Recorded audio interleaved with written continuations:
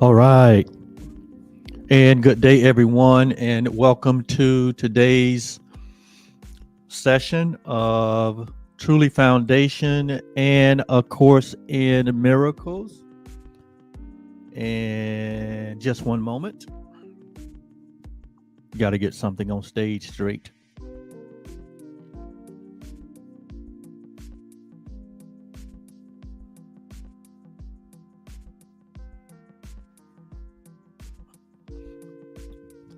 Okay, I'm back. Thank you so much. And good day, and welcome to today's session as we will be looking into our final lesson on in this session in this section of the workbook. That's where we are addressing the question, what is creation? And we have learned so much in these last 10 lessons about what is creation, or what is the creation process, or how has our association with this creative process, how has it changed, or how has it been unaffected by any of the ideas that we hold in our mind that are contrary to what true creation is. What is the relationship to our original creation, to what we experience in life on a day by day basis? We've shared, we've learned, we've looked into, and I am convinced, this is my conclusion. I am convinced by what has been shared here about our creation, that we do indeed. It's an absolute fact that we remain as we were created, and we don't remain as we were made. There's a part of us that was created before the foundation of the world, and there's a part of us, a temporary part of us. The part that was created before the foundation of the world is our permanence. It is the infinite, eternal, divine creation that we received from the one source of all life. And then there's a part of us that is temporary. There's a part of us that was made out of substance. And that part of us is what is required for us to have this human temporary experience.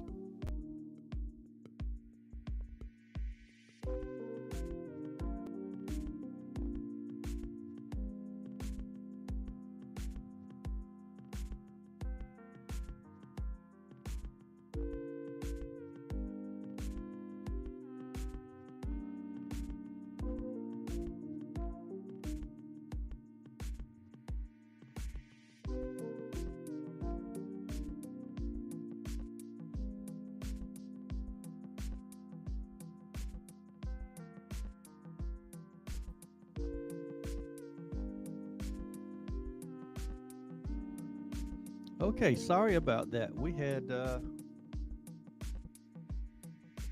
have lost the feed there for a minute, but we're back. And what I was saying was, in answer to the question, what is creation? We have discovered that we are creation, and that there's a part of us that was created by the one source of life before the foundation of the world. It's the part of us that is infinite, eternal. It's the part of us that is before time and before form, and before space.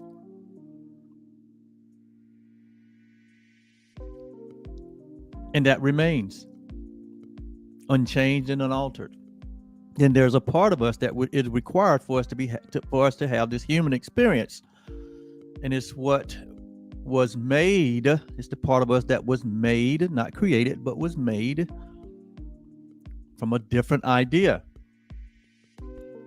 And therefore we have the physical, the personal, the individual self that has a beginning and an end, and everything in between are the experiences, the temporary experiences that one have. And that part of us, or that part of our experience, is not permanent. It comes and it goes. It is our personal history. It is that point of entry into time and space, which we call physical birth. And it's also has its ending when there is no more the attachment to the physical body. And in this dimension, we call it death or separation, where the body is separated from its source of life, which is that self that we all share, or it is that creation that all of us are a part of, not as separate individual cells, but as the one life, the one love, the one source that fuels all of life. And that is what we are all a part of, the universal life. The life of oneness, the life of wholeness, the life of perfection and completion.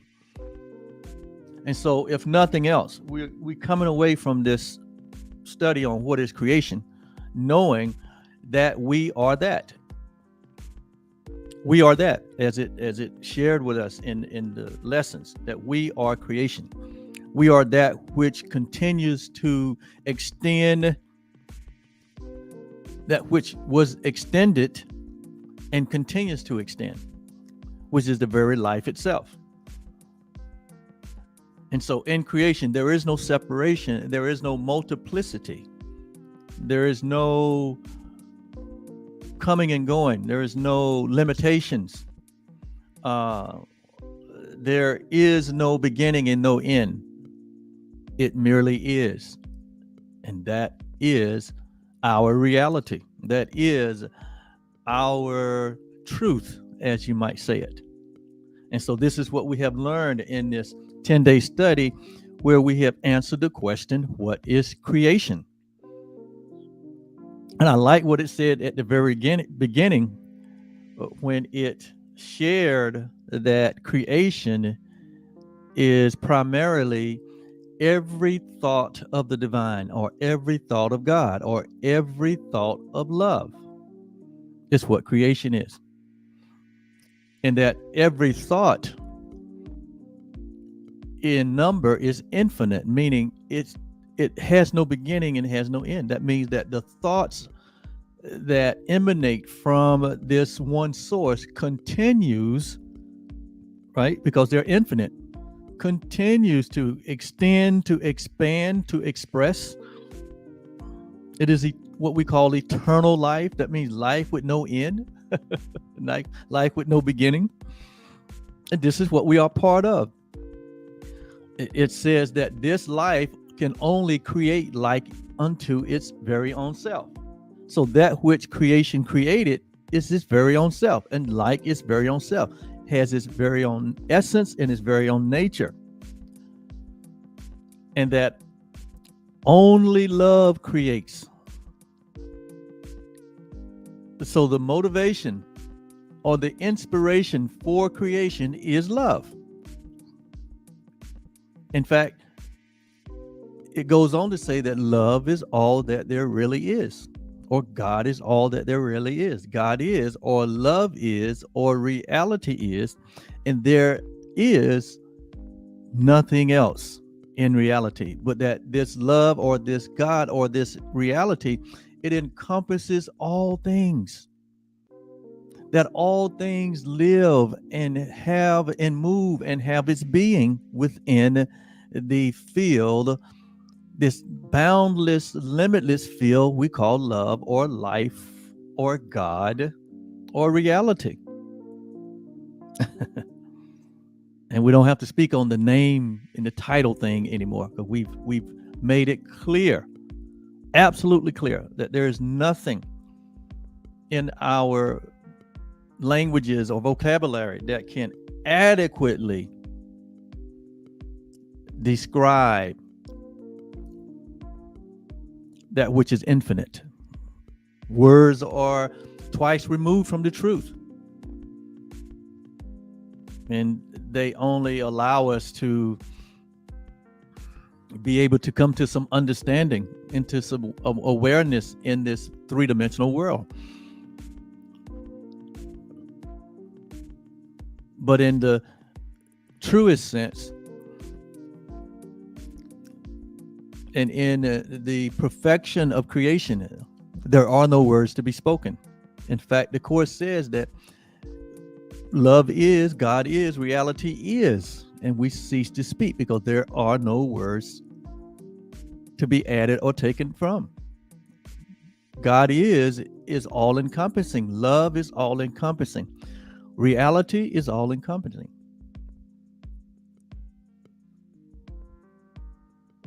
And so this is where we've been dancing and playing and learning and growing and expanding ourselves over these last 10 lessons. And we're going to finish this section today. It's been a joy for us to expand our understanding of what creation really is, and to know that we are a part of that. We are a part of this oneness that we share. We are a part of this truth, this reality. That in this truth and in this reality, there are no opposites. There are no exceptions. But it is absolute certainty. I mean, absolute certainty. That we can count on the fact that what we are a part of and who we are and what we are is changeless and timeless and unalterable and formless. And that in truth, we do remain as God created us. That is the certainty, that is the surety that we can have. We can be absolutely settled. We can absolutely settle the mind. We can absolutely settle our impulses, knowing that this is a guarantee. That we are eternally guaranteed in our beingness. And it can't be altered. How much more security can one have in the knowing of the self? And so, today's workbook lesson 330, again, is the last lesson that we're going to have in this section on creation. And so today's idea states this. It says, I will not hurt myself again today. I will not hurt myself again today. So the implication here is that I have hurt myself before. All of us have. Hurt is not something that comes from without, but it comes from within. And so this statement this idea here is that hurt is self-inflicting.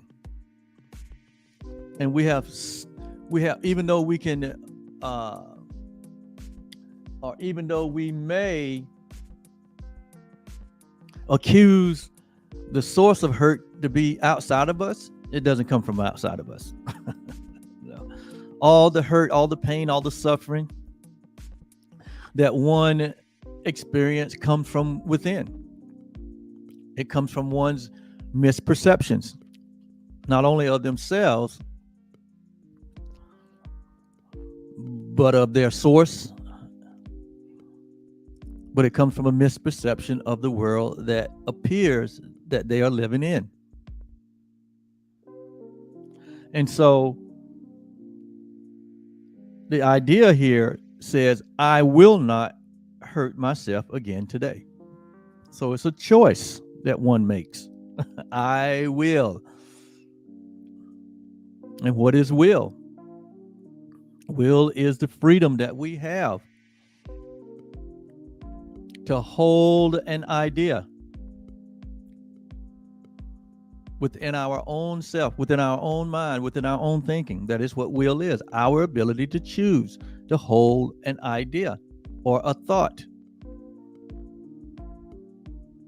And so the implication here is that we have held ideas, or we have held thoughts about ourselves, thoughts about our reality,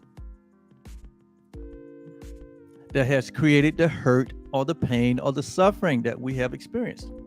It has not come from without, it has come from within. As much as we may choose to gather up the evidence, gather up the information, that we are not the source of our pain or our hurt or our perception, it doesn't change the reality that we are, that we have been given complete freedom to choose and to choose again and again and again. Because when we find ourselves not at peace, that means that what? We have chosen wrongly. That's all it means. We have temporarily chosen wrongly. We have become afraid of love in some moment or in some instant. We become afraid of the truth. We become afraid of love. We become afraid of ourselves. And so in that moment, we take on thoughts or ideas that are not reality. And we take on those thoughts and ideas that are not real. Those thoughts and ideas that don't exist. And we attempt to make them real. We attempt to make them true. We attempt to substitute them for the reality of our creation. So any idea, any thought that is contrary to the truth of the essence of who we are, the Course in Miracles calls it an illusion, a falsity. It calls it what? That which is not real does not exist. And so we get engaged in, okay,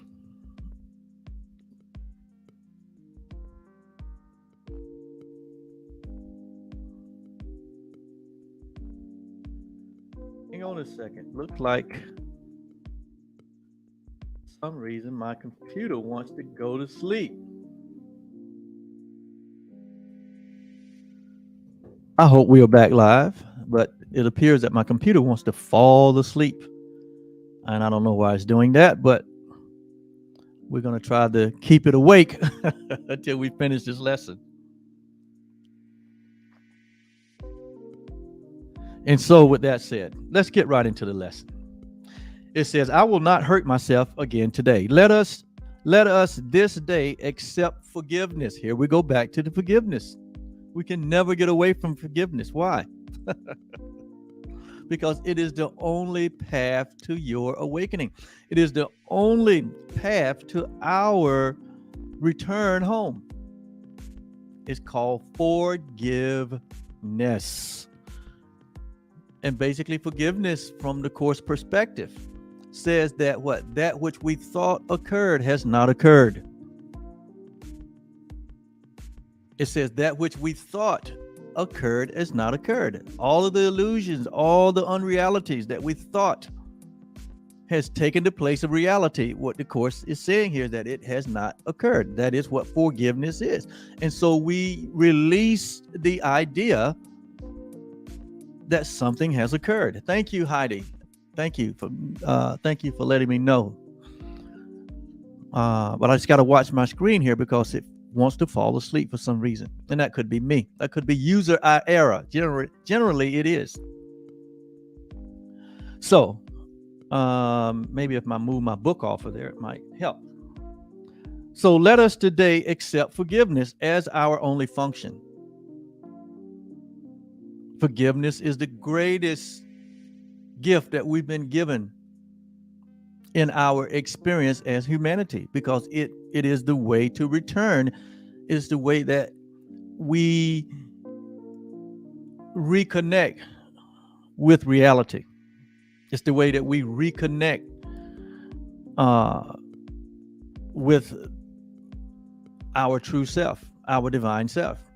It's the way we reconnect with our creation, which is who we are.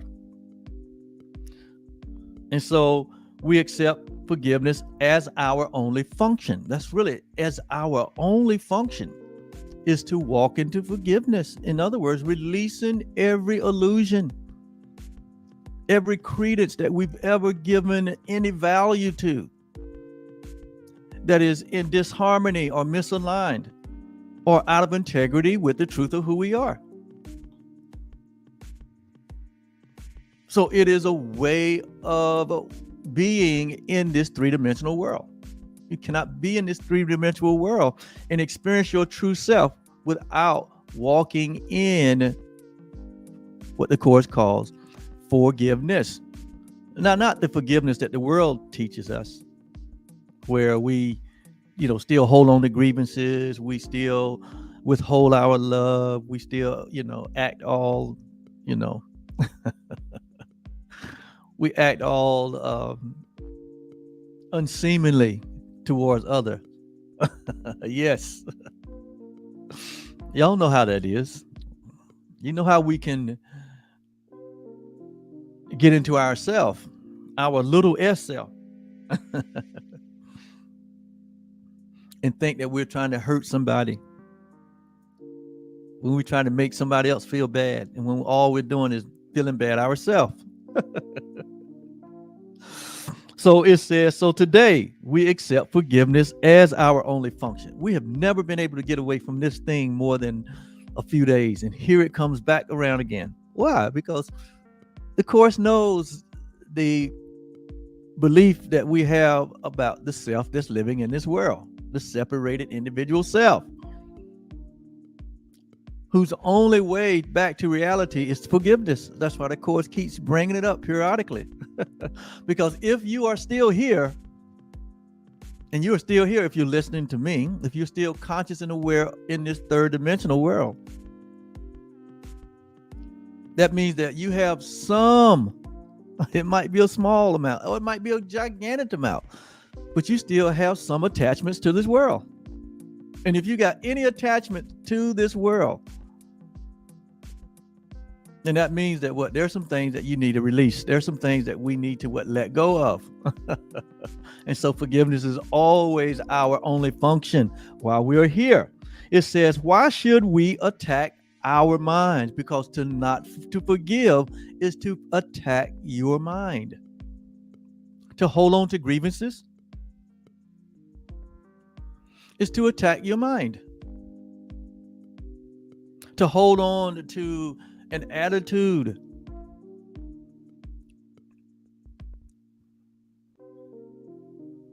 that you are an island to yourself and that everything revolves around you.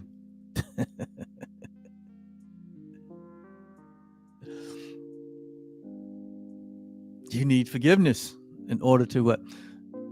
To come back to the reality of the oneness and the one mind that we all share.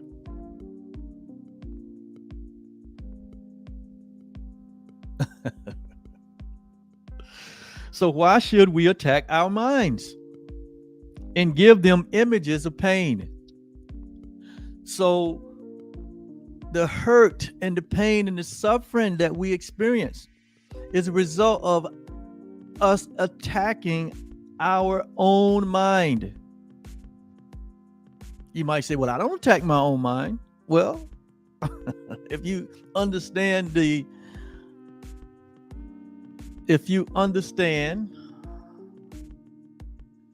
all right, it's going out again. I got to watch the screen. Okay. If you understand the universality of the oneness that we share, that there is but the one mind, that when you choose to be unloving, unforgiving towards another, when you decide to see another as less than you or as different from you, then you are attacking your own mind. Just in that thought, just in that idea of separation. The idea of separation is a personal attack. To not understand truth, you cannot avoid personal attack. That's why it's so vital that we come to understand that there is only the one. There's only one. So what you do and what you feel and what you think and what you say to yourself about others, you're saying it about yourself. You're attacking your own self because there is only the one self. And so it says that why should we attack the mind and give them images of pain? Why should we teach the minds that they are powerless when God holds out his power and his love and bids them take what is already theirs, what is already ours, equally? It says, why? Why should we do this? Why should we teach? Why should we attack? The Course said that we should teach only love, for love is all that there is. So why should we teach any other thing? Why should we hold any other idea? Why should we teach inequality? Why should we teach differences? When in truth, there are none. Why should we teach specialness?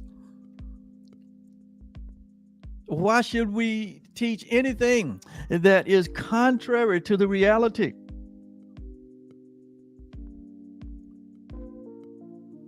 That there's only oneness, there's only equality. And it's all encompassing. It is the law of life. And to hold an idea or a thought that is contrary to that, it's like it says here, it is an attack on your own mind. And it brings on images or an imagination of pain. Because pain is not real either. So it's an imagination of pain. It says the mind that is made willing to accept God's gift. The mind that is made willing to accept God's gift. It only takes a little willingness to enter into the peace that we all share. It only takes a little willingness.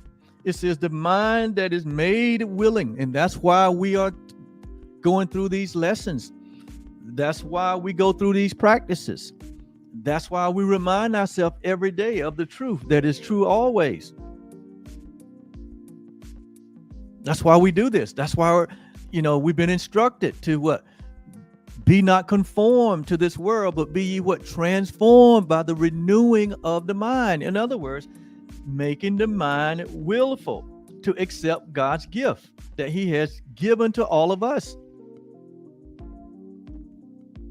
In this experience here, we have a decision We have a say in that, in terms of how we're going to experience life while we're here. We can experience life either one or two ways.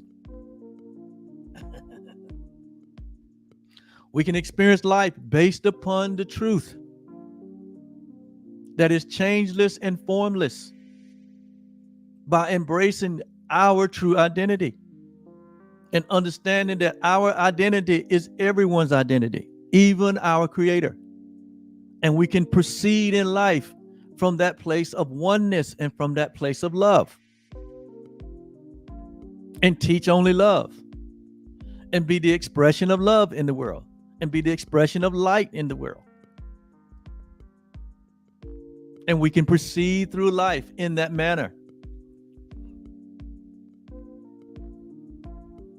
And from that decision and from that expression, one get to experience the fullness of life, the fullness of joy, as Scripture tells us, the pleasures forevermore, because they're coming from a place of oneness, coming from a place of love. And so in a place of oneness and love, there is no attack. Why would you attack yourself? Why would you hold thoughts on ideas of separation? Why would you see or have a perception and make differences as the world would conform us, or the world would condition us to think and to hold ideas that way? That is the self-attack of our own minds. We can't stop an idea or a thought from arising within our mind. You can't stop that. But we certainly can make the choice not to attach ourselves with that thought or idea and seek to express it. To seek to hold on to it as truth, or to substitute it for the truth.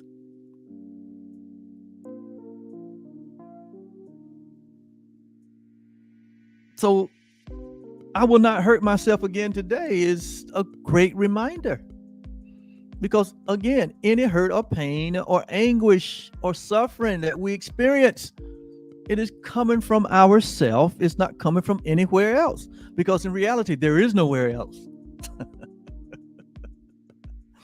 It's only the one universal mind in reality. It is only love in reality. It is only God or good in reality. All others experiences, it's what we make that come from an idea of separation.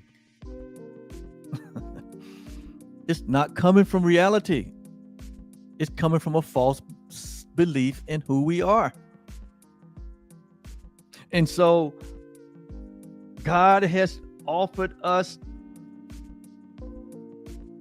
all of his power and all of his love, and bid that we take them, because they are already ours. They were ours in creation. That's what we was given in creation. It says the mind that is made willing to accept God's gift has been restored to spirit, or it has been restored to reality. The mind that has made willingly is being made willingly to accept God's gift has been restored to spirit, and it extends its freedom. What is spirit? Spirit is freedom. It has been restored to freedom. When we accept the gifts of God, the reality of who we are in creation, when we accept the reality that we are every thought of God, that we are whole, and that we are perfect, and that we are pure, and that we are complete, and that we're infinite, and that we are eternal. When we accept those gifts that was given to us in creation, because they're every thought of God, that we are peace, that we are happiness, that we are joy, that we are abundance. When we accept these gifts,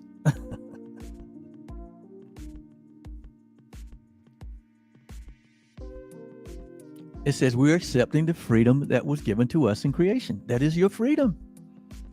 Freedom doesn't come from any other place but your creation, the knowing of yourself. That's why study and immersing yourself in these studies are so important.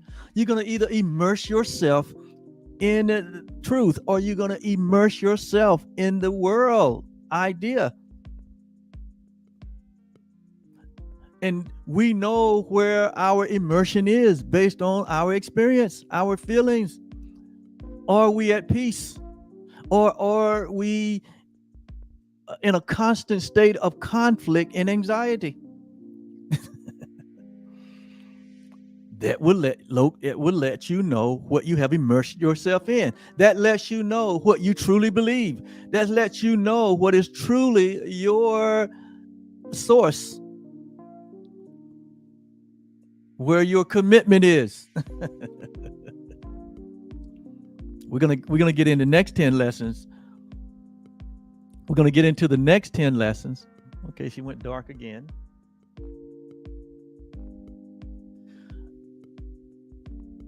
And we're gonna talk about the ego. What is the ego? So that's going to help us to evaluate ourselves in every moment. We're going to get into the falsity that we tend to substitute for reality. So we be not ignorant, but we be knowing, we be in the know and not ignoring the truth.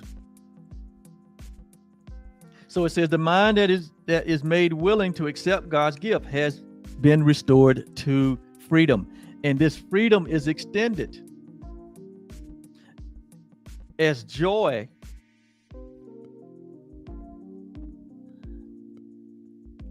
and as the will of God united with its own. It said it is extended as the freedom and its joy in unity with the will of God, being our very own will. It is not God's will that we hurt or that we be in pain or that we be in any kind of level of suffering. It's not the will of God because it's not the nature of God. God is calling us back home, away from the suffering, the pain, the anguish, the anxiety, the fear, the guilt, the judgment. When we hang out in those fantasies and we feel a certain way, we're feeling a certain way because we have laid down our reality for these unrealities. Any form of hurt or pain or suffering, it's just an indicator that we have left home. We have gone prodigal. We are holding on to something that is sucking the life out of us. That's sucking the love out of us, sucking the peace out of us. And we need to let it go. We're holding on to a false idea of ourselves, which leads to a false idea of our Creator and a false idea of all other living things. We have to let it go. And we're the only one that can let it go. No one can let it go for you. No one can let it go for you. And how many more lifetimes are we going to have to live? Hanging on to grievances, hanging on to judgments, hanging on to the idea that, it's either my way or the highway.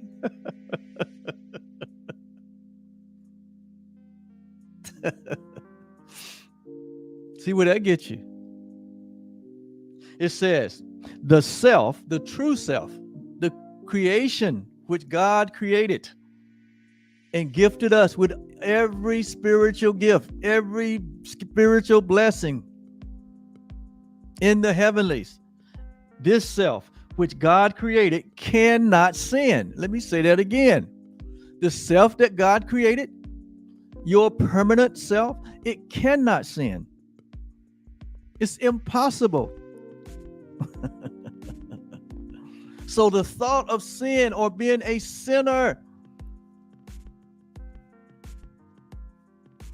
is an attack on your own mind. It's an attack on your own self.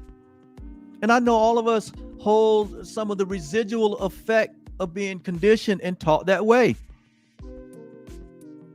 That's why we need to immerse ourselves in the truth so that we can what? Allow the residual effect of being taught and being a part of a culture and a part of a history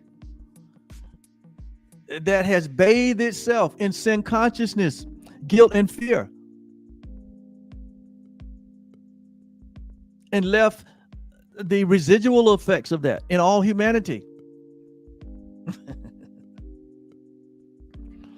That's why we need to immerse ourselves in the truth, because we're dealing with thousands and thousands of years of that lie, thousands and thousands of years of conditioning, thousands and thousands of years of that ego mind being what? Highly developed in separation, sin consciousness, guilt, and fear. That's why we hear the voices. That's why we hear the voice. That's why that voice speaks first, and it speaks loud.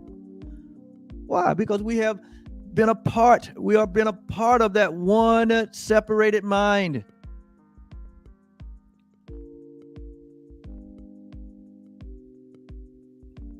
And it speaks first, and it speaks loud, but it's not speaking the truth.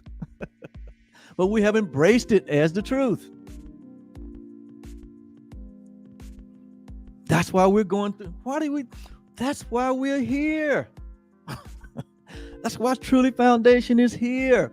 That's why we're teaching advanced spirituality. We have left the elementary things of spirituality. We have to go on to perfection, as the scripture tells us. We have to go on to completion. We have to go on to the knowing of our true self, so that we can transcend the myopic view of ourselves, so that we can be transformed by the renewing of our mind.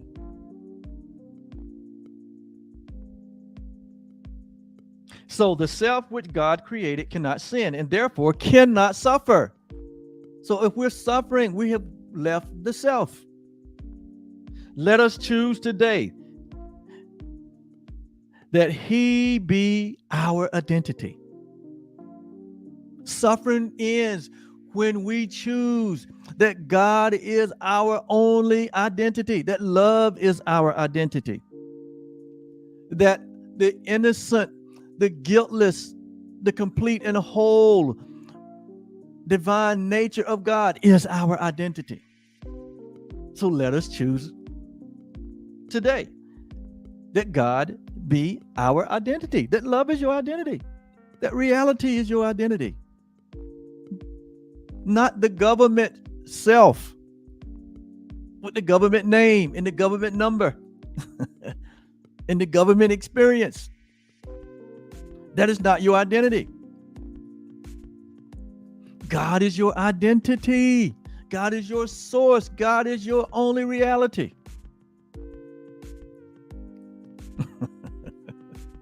That's why Jesus said in scripture, he that loves less, he that loves, how did he say it?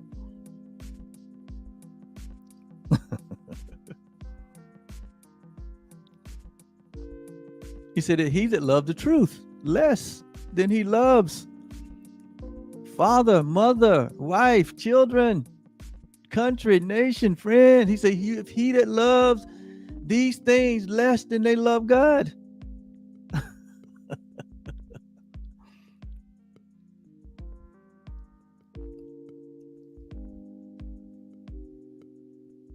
He said, it's a question of our fitness. Are we fit to live the life that we are? He said it. He said it. He that loved less. The truth. And then he went on to name all these strong attachments that we have. Father, mother, husband, wife, friends, family, nation.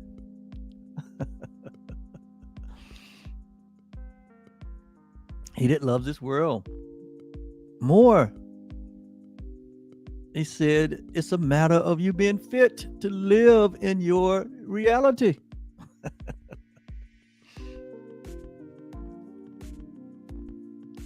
So it's a matter of identity. What is your identity? Who do you say that you are?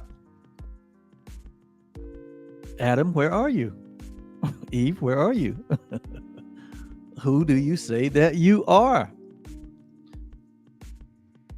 So let us choose today that he be our identity, and thus escape forever from all things the dream of fear appear to offer us. Those are the options. Love or fear. What do you choose? Choose you this day, love or fear. So we're going to end this session on what is creation with this last prayer of declaration that we find in Workbook lesson 330. I've so enjoyed learning and expanding my awareness on this subject, and I hope you have. And this is how we're going to finish this whole study, by saying, Father, that is an acknowledgement of our oneness. Anytime you say Father, that's an acknowledgement of your equality with God, your oneness with God and with all living things, all humanity. So Father, your creation, which is who we are, cannot be hurt. I see it now. I can't be hurt. Because I'm not going to what? I am not going to attack my own self. So I can't be hurt in reality. And if we think we suffer, if I think I suffer, I but fail to know our one identity that we share with you. In that moment, I failed to know, or I become afraid of love. I know what's happening when it's happening now. I know what's going on when there is this sense of suffering or this sense of separation. It says here that I, in that moment, failed to have fellowship with my one identification, which we share with God and all living things. We would return. We would choose again when that happens. So when it happens in your life, just choose again and again and again and again. No matter how many times. He says 70 times 70. How many times you need to forgive your brother? As many as you need to, but just do it. Because that is that's your return. He said, we would return to it today and in every moment of the day to be made free forever from our mistakes. They're just mistakes that we make. They're just errors, and errors and mistakes can be corrected through forgiveness. So the whole idea of sin is that a sin can't be corrected. That's not a God idea. We made that up, and we put that pressure on ourselves. We made up the idea of sin and put the pressure on ourselves. We attacked ourselves by believing of such a preposterous idea. Because to believe in sin is to believe that we're separate from Creator and from each other. And it's impossible. So you see the pressure we put on ourselves. And you see the pain and the suffering that come out of that thinking. Yeah, just that simple. And so mistakes and errors is what we make. And they can be corrected. And so it says, we would return to it today. To it what? To it what? To our identification. To our identification that we have with you and the identification that we all share. And it says, we will return to it today to be made free forever from all our mistakes and to be saved and to be saved and to be saved and to be saved from what we thought we were. So it was always about what we thought we were. When we thought we were something else other than the oneness that we share with God. That is our salvation. Our salvation is right thinking. It is right thinking. What are we thinking? What are you doing? No, it's what are you thinking? You're doing what you're doing because of what you were thinking. So it's all about what are we thinking? So today we will not hurt ourselves again by thinking wrongly, by attacking our minds. But we will think only and know only and join only with the identification that we share with God and with each other. And that concludes our study on what is creation. What a study it was. What a study that was. You can go back and listen to the last 11 lessons, and if this is your first time listening, go back to listen to the last 11 lessons, and we delve deep into what is creation. And we concluded that creation is you. Creation is your true identity as being one with God the Father, one with God the Creator, one with God of love. So save yourself. Save yourself from the illusion and the falsity of being something else. Who you are is unalterable and it cannot be changed. You are in a fixed reality. Don't try to get out. There's nowhere to get out. And thank God for that.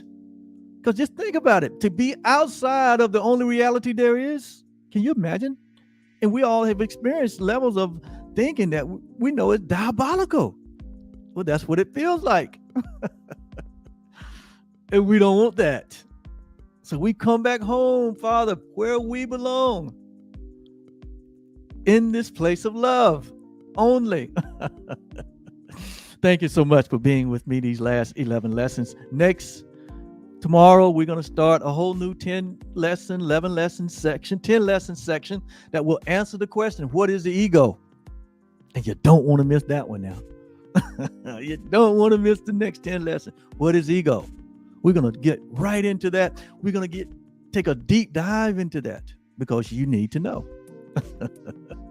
Have a great day because it is the only day that there is.